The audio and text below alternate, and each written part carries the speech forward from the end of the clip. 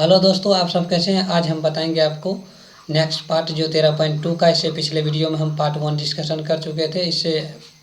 इसके पिछले वीडियो आप देखिएगा तो 13.2 यूनिट का जो है ना पार्ट फर्स्ट हम डिस्कशन कर चुके हैं, यानी कि आपको क्वेश्चन नंबर 1 से लेकर 5 तक उसमें हम डिस्कशन कर चुके थे, और उसमें जो थ्योरी वाला पार्ट था उसमें डिस्कशन कर चुके हैं।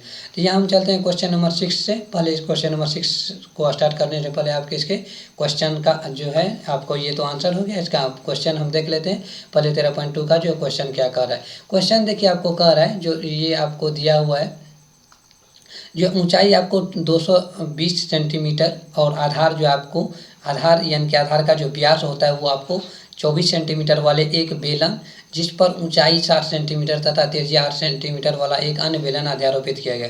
यानी कि नीचे आप एक बेलन दिया हुआ है जिसका ऊंचाई और आधार अलग है, और सेम उसी बेलन पर एक छोटा सा बेलन ऊपर में दिया हुआ है, एक बेलन अन्य आरोपित किया गया है, और लोहे का एक स्तंभ बनाया गया है। क्या बनाया गया है? लोहा का जो एक स्तंभ बनाया गया है, और इस स्तंभ का द्रव्यमान आपको ज्ञात करना है, टोटल द्रव्यमान ज्ञात करना है।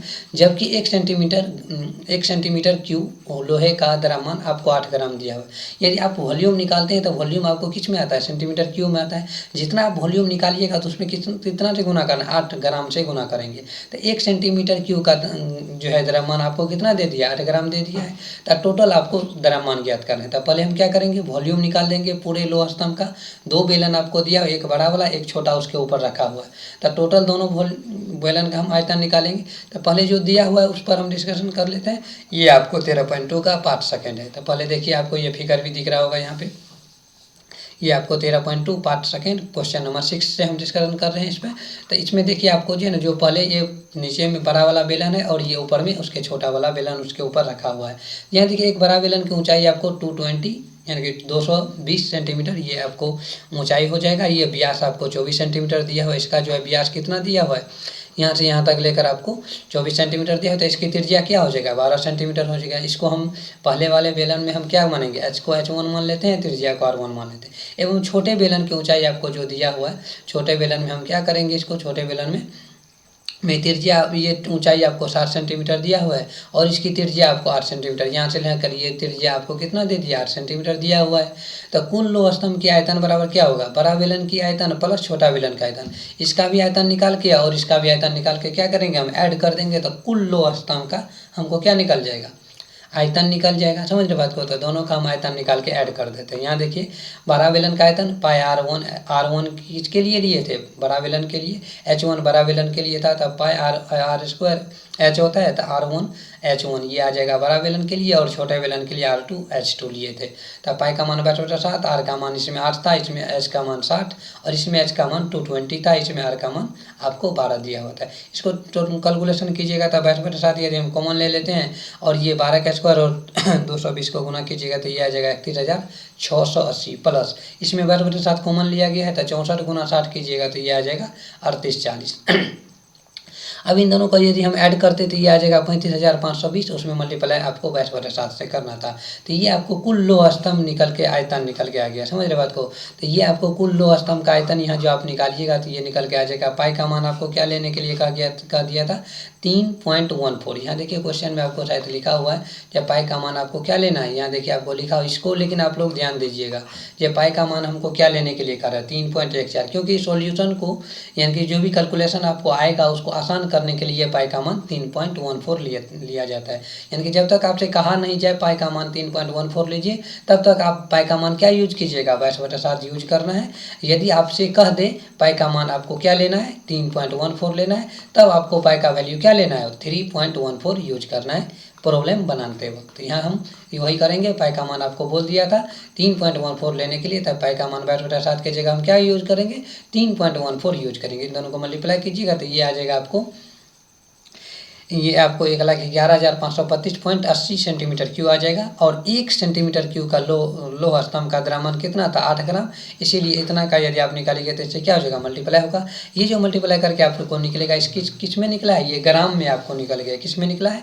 ग्राम में आपको निकल के आ गया है। ग्राम से यदि आपको केजी में बदलना है तो उससे आपको 1000 से भाग दीजिएगा तो ये आपको निकल के आ जाएगा 892.26 केजी। समझ के आ गया? ये आपको निकल के आ गया कितना ग्राम लोह स्तंभ केजी में आएगा? ये 892.26 26 kg आपको इसमें लोह स्तंभ लगेगा। समझ रहे थे, यही आपको केजी में ज्ञात करना था। जो लोह स्तंभ का द्रव्यमान आपको कितना निकल के आ जाएगा, 892.226 kg निकल के आ जाएगा, यही आपको निकालना था। तो प्लीज़ जो भी चैनल पर जुड़े हैं, चैनल को लाइक शेयर और कमेंट जरूर करें और अपने दोस्तों में भी शेयर करें। तो यहाँ आपको जो है नेक्स्ट क्वेश्चन है, देखिए फर्स्ट क्वेश्चन था 6 नंबर, सेकंड क्वेश्चन है क्वेश्चन नंबर 7। क्वेश्चन नंबर 7 देखिए आपको इसमें क्या कह रहा है। क्वेश्चन नंबर 7 कह रहा है एक ठोस में ऊंचाई आपको 120 सेंटीमीटर, त्रिज्या आपको 60 सेंटीमीटर वाला एक शंकु सम्मिलित है जो कि 60 सेंटीमीटर त्रिज्या वाले एक अर्धगोला पर आरोपित किया गया है। एक अर्धगोला पर क्या किया गया, आरोपित किया गया, जो 60 सेंटीमीटर त्रिज्या वाले एक अर्धगोले पर आरोपित किया गया। मान लीजिए एक अर्धगोला बना हुआ है, इस पर क्या है, एक शंकु बना हुआ है ऐसे करके, यानी कि एक अर्धगोला बना के इस पर एक शंकु आपको ड्रॉ किया गया है। समझ रहे हैं, यानी कि ये जो शंकु का निर्माण किया गया, ऐसे आपको फिगर पिछले प्रॉब्लम में भी आप देखे होंगे। इस ठोस को पानी से भरे एक लंबवृत्तीय जो है ना बेलन में इस प्रकार डाला जाता है। इस पूरे ठोस को किस में डाला जाता है, एक सीधा जो है लंबवृत्तीय बेलन में डाला जाता है। बेलन की तली को स्पर्श करता है। यदि बेलन की त्रिज्या 60 सेंटीमीटर और ऊंचाई 180 सेंटीमीटर है तो बेलन में शेष बचे हुए पानी का आयतन आपको ज्ञात करना है। जो इसको डुबाने के बाद जो बच जाएगा पानी साइड में, उसको आपको क्या ज्ञात करना है, उसका आयतन आपको फाइंड आउट करना है। समझ रहे बात को, तो चलते हैं इसके आंसर पर। ये क्वेश्चन आप समझ लिए होंगे। तो एक जो है ना आपको बेलनाकार जो है बर्तन आपको दिया हुआ है। बेलनाकार बर्तन में जो वो अर्धगोला, यानी कि ये जो है ना अर्धगोला, ये अर्धगोला पर ये जो आपको शंकुआकार आकार दिख रहा होगा, इस शंकुआकार आकार जो है बना हुआ है और इस पर जो आपको बेलनाकार जो है ना बर्तन जो दिया था उस ठोस में आपको इसको डुबा देना है। तो उसके बाद जो बचा हुआ पार्ट, जो इधर पानी बचेगा, उस शेष पार्ट का आपको वॉल्यूम निकालना है। इस क्वेश्चन में आपको यही कह रहा था। तो पहले हम लिख देंगे ठोस, जैसे शंकु प्लस अर्धगोला की त्रिज्या क्या हो जाएगा, 60 सेंटीमीटर। वैसे इसका भी त्रिज्या आपको 8 सेंटीमीटर है। इस फिगर को यदि आप ऐसे भी ड्रॉ करते, मान लेते हैं ये आपको एक शंकु बेलन बना हुआ है और इसके आपको ये त्रिज्या दिया हुआ है और ये आपको यहाँ पे है और इसके अंदर जो अर्धगोला बना हुआ है। तो अर्धगोला जो आप बनाइएगा तो थोड़ा कैसे बनाना है, ये आपको अर्धगोला ऐसे बनता, इसको एक अर्धगोला बन गया और इसी पर जो है एक शंकु बना हुआ है, ऐसे करके एक शंकु आज आरोपित है। ये आपको इसमें डुबा दिया गया, यानी कि इसका त्रिज्या और इसका त्रिज्या देखिए बराबर है, क्योंकि इसका भी 60 सेंटीमीटर है और इसका भी त्रिज्या आपको कितना दिया है, 60 सेंटीमीटर। इसको भी आप बड़ा करके बना सकते थे, ऐसे करके ये बनता टोटल ऐसे करके, और इस पर जो आपको शंकु रखा है। तो यहाँ ये जो आप निकालिएगा तो क्या निकल के आ जाएगा, यहाँ देखिए आपको ठोस में शंकु की ऊंचाई, यानी कि अंदर में जो ठोस बना हुआ उसका भी ऊंचाई आपको 120 सेंटीमीटर दिया हुआ है। यहाँ देखिए आपको इसकी ऊंचाई जो यहाँ देखिएगा तो इसमें आपको ऊंचाई आपको दिख रहा होगा, जिसका ऊंचाई यदि आप देखिएगा तो क्या निकल के आ जाएगी, ये ऊंचाई आपको दिया हुआ है 120 सेंटीमीटर। कितना दिया हुआ है, 120 सेंटीमीटर दे दिया है। यहाँ देखिए आपको ऊंचाई कितना दिया है, 120 सेंटीमीटर दे दिया है। इसका भी ऊंचाई दे दिया है और बाहर वाला जो ये बेलन जो है आपको उसका भी हाइट दे दिया है।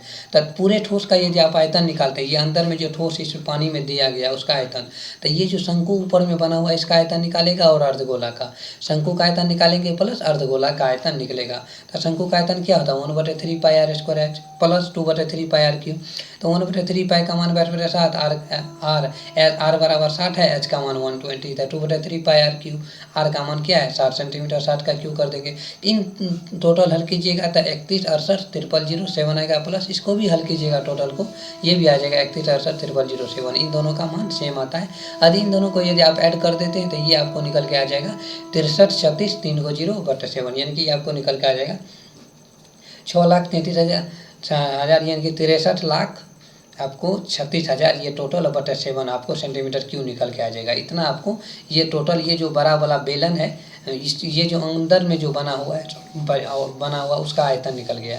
तो अब जो ये बेलन आपको दिया हुआ था, इसको जो बेलन जो आपको ये इसका जो हम वॉल्यूम निकालेंगे तब ना पता चलेगा। जो टोटल में से इसको हटाएंगे तो बचा हुआ पार्ट हमको पानी का बचेगा, कितना पार्ट इसमें शेष बचा हुआ है। तो अब इस जो बेलन, ये बड़ा वाला बेलन आपको दिख रहा होगा, इस बेलन का यदि हम वॉल्यूम निकालते हैं तो इसमें आपको दिया हुआ है, देखिए इसमें आपको क्या दिया हुआ है, ये आपको दिया हुआ है, देखिए जिसमें आपको दिया त्रिज्या आपको 60 सेंटीमीटर है और ऊंचाई आपको कितना दिया 180 सेंटीमीटर दे दिया था। अब बेलन का आयतन यदि हम निकालेंगे तब पाई आर स्क्वायर एच, तब पाई का मान 22/7, आर आपको मालूम है कितना, आर आपको दिया हुआ 60 और ये आपको एच का मान 180 है। इसको कैलकुलेशन कीजिएगा तो ये आ जाएगा आपको 14,25,000, ये आपको निकल के आ जाएगा। यहाँ इकाई दाएँ से 11,000, इसको दाई पढ़िएगा तो मल्टीप्लाई ज़्यादा हो जाएगा। इसको आप 14,25 6000/7, यानी कि आपको ये 1425 6 पर 30/7 ये आपको बेलन का आयतन निकल जाएगा। तो अब उस पूरे बिलियन जो आपको बनाया गया है, उस बिलियन पूरे ठोस बिलियन में जो पानी जो बचेगा, अतः बिलियन में शेष पानी का आयतन क्या बच गया। टोटल जो 1 बिलियन बनाया गया था उसमें यदि वो लोहा का स्तंभ गिराने के बावजूद जो पानी बचा हुआ भाग कितना होगा। तो टोटल जो ये जो हम वॉल्यूम निकाले हैं बेलन का, इसमें बेलन का आयतन में से क्या करेंगे, वो ठोस का जो आयतन निकाले थे जिसमें शंकु और अर्धगोला मिला हुआ था उसको हम माइनस कर देंगे, तो बचा हुआ भाग ये पानी का निकल जाएगा। इसमें आपको ये बचा हुआ पार्ट निकल जाएगा इधर, यानी कि इसका भी आयतन और इस टोटल का आयतन में से इसको हम घटा देंगे तो इधर बचा हुआ पानी का आयतन निकल जाएगा ना। सेम वही किया गया है यहाँ पे, देखिए आपको क्या किया गया है, वो बेलन का आयतन माइनस क्या करेंगे ठोस का आयतन, दोनों को माइनस कर दीजिए और माइनस करने के बाद जो आपको बचेगा ये बचेगा 792 और 000/7, इसको भाग दीजिएगा तो ये आपको निकल के आ जाएगा इतना सेंटीमीटर क्यूब। इसको यदि मीटर क्यूब में बदलिएगा तो 1.131 मीटर क्यूब सेंटीमीटर आ जाएगा। यही मीटर क्यूब लगभग में यही आपको शेष पानी बच जाएगा इतना मीटर क्यूब, समझ रहे हैं, यही आपको निकालना था। चलते हैं क्वेश्चन नंबर नेक्स्ट क्वेश्चन है आपको क्वेश्चन नंबर 8। क्वेश्चन नंबर 8 देखिए आपको क्या कह रहा है।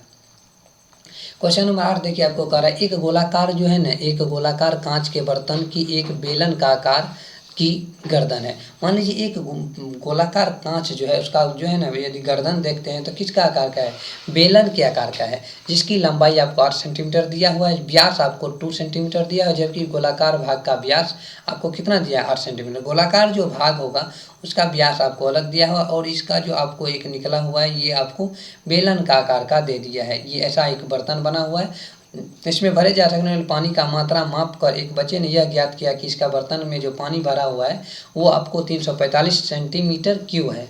तो जांच कीजिए कि उस बच्चे का उत्तर सही है या नहीं। आपको क्या करना है, फाइंड आउट करना है इसमें पानी कितना दिया है। तो उन दोनों का यदि मैच कर रहा है तो लिखिएगा बच्चे का उत्तर सही है, यदि मैच नहीं कर रहा है तो बच्चे का उत्तर गलत है। बस यही आपको ज्ञात करना है। चलते हैं इसके आंसर पर। पाई का मान देखिए आपको लिख दिया है 3.14 लेना है। यदि आपको नहीं लिखता है तो पाई का मान क्या लेते हैं, 10/7 या है। ये बात हमेशा आप लोग ध्यान में रखिएगा। चलते हैं इसके आंसर पर।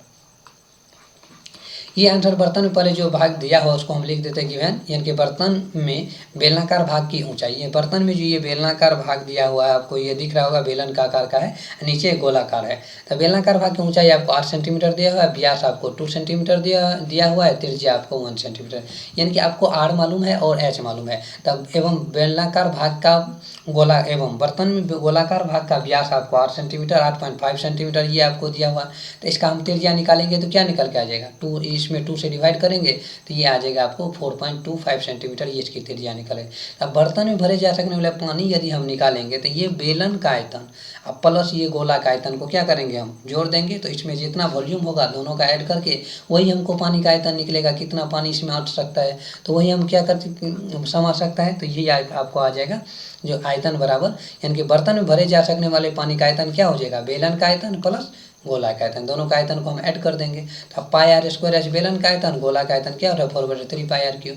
तो सबका मान मालूम है आपको, पाई का मान क्या लेना है 3.14 लेना है, आर का मान 1 था और एच का मान जो आप बेलन में कितना दिया होता 8 दिया होता।